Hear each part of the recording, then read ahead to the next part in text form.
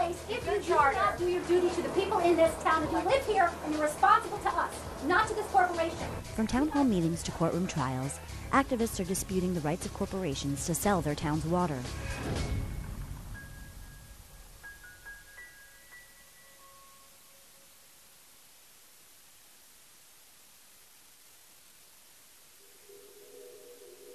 The World Bank places the value of the world water market at $800 billion. That's a huge amount of money. So you can imagine why these huge corporations are salivating over getting into the water market.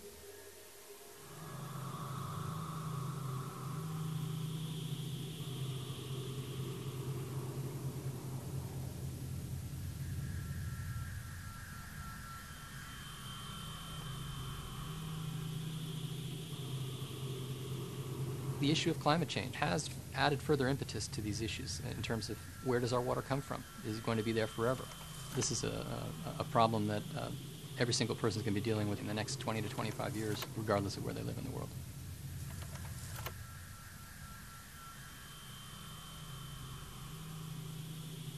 Last year, there was a drought in 35 states. When you consider that water supplies continue to be dwindling in certain areas because of changes in the global climate, it becomes imperative that we do everything that we can to protect freshwater supplies for use by the general public. When private entities have a claim on public water supplies, you run into a real collision of moral values against the narrow profit concerns of corporations.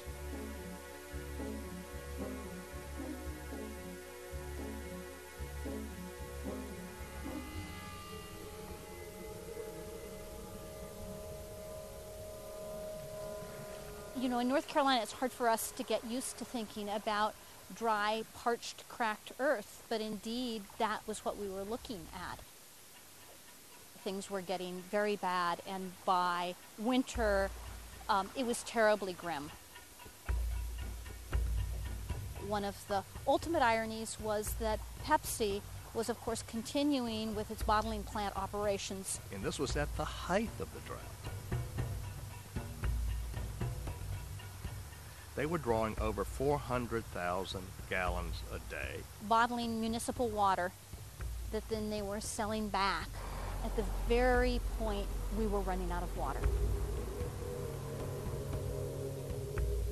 I thought it would make common sense to put a temporary halt on that plant.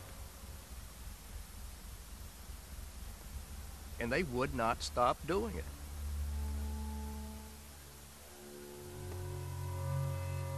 Citizens of Raleigh weren't the only ones troubled by the amount of water being bottled during a drought. Well, the city of Atlanta and North Georgia has been experiencing a level 4, a very severe drought, and we've asked people to cut back on their water usage. What's most upsetting to me is to not treat everyone equally, and what I mean by that is to have corporations such as Coca-Cola taking water out of the lake while it is under a severe drought, and those in the local economy placed under restrictions. The Marietta plant in 2007, it used like 118 million gallons of water.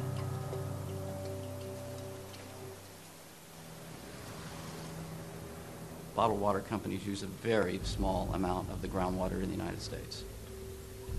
The Drinking Water Research Foundation has done a study to indicate that the bottled water industry is responsible for only 0.02% of all the groundwater withdrawn in the United States. It may be true that they're taking that small percentage, but they're taking it in a very few, very specific places, and many people have linked their overpumping of groundwater with lowered stream levels, dried up wetlands, depleted or decimated fish populations. Bottled water, like other products, obviously has an impact on the environment. But again, bottled water is no different than any other product that might be using water.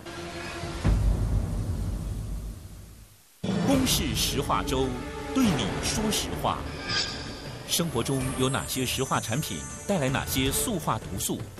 我们的岛今晚跟你说实话特别节目，以福尔摩沙为名的企业集团，留给台湾土地的伤痛有多少？记录观点，福尔摩沙对福尔摩沙纪录片。台湾需要石化业吗？石化未来该怎么走？独立特派员。彰化、云林、高雄现场开讲，实际了解跟石化业毗邻而居的甘苦。有话好说，南部开讲，帮台湾石化业做个总体检，最专业分析，最在地观点。公视晚间新闻，面对石化，你需要的是实话。10月10号到18号，请锁定公视频道。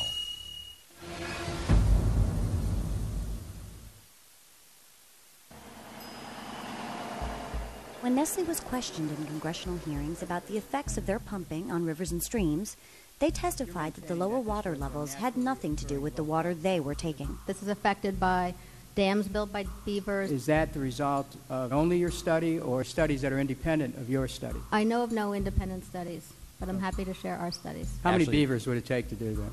I'm not sure how many. Okay. How many. For 15 years, we have worked hard to make sure that this source is clean and abundant for everyone. And it's pretty phenomenal in the last couple of years. The trash that we're finding out on this river are plastic bottles. Hundreds and hundreds of plastic drinking water bottles. With companies like Coke, Pepsi, and Nestle so vital to local economies, government officials are often forced to choose between environmental consequences or job loss. Do we have a right to say what they do with our water when we're the ones that keep buying it? And if we didn't keep buying it, then they wouldn't be producing as much as they are.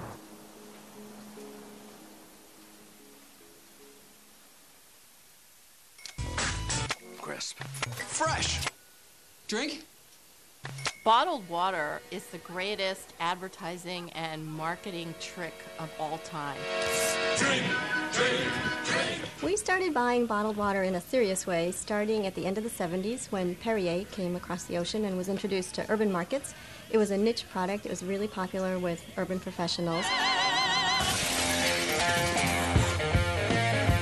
Allows you to continue that sociability that alcohol provides without some of the adverse effects that prevent you from doing a day's work that you would otherwise like to do.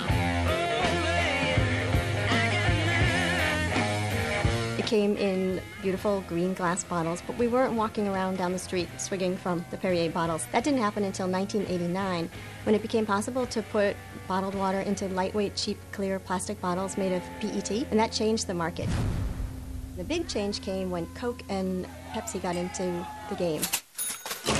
They introduced waters because they saw their market share for sodas dropping. They spent hundreds of millions of dollars telling us to drink more water. Drink more water. That it would make us thinner and more beautiful. They associated their products with celebrities, athletes, and models.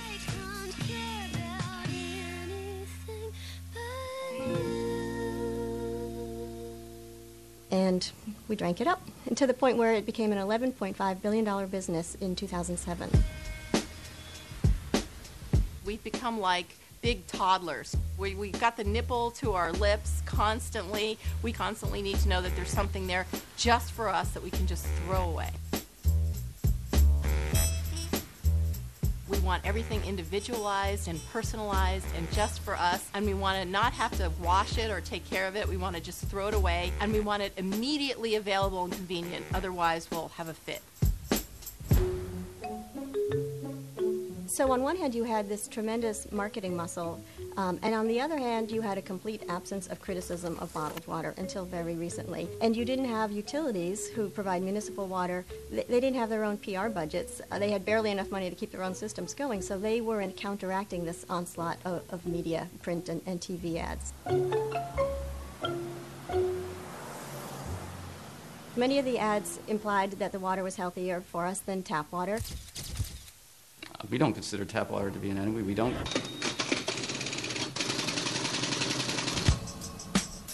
Can people typically perceive a difference in taste? I can tell the difference in many bottled waters, just as I can tell the difference between tap water and other beverages. You can. Absolutely. You know, you're under oath, but you're... Absolutely. You know, we'll give you, I say that with... We'll give your tongue an exemption now. Bottled water industry does not see themselves in competition with tap water. We provide a completely different product. We provide something that is actually portable, that is convenient, that is refreshing, that is pure. They use words pure, which implied that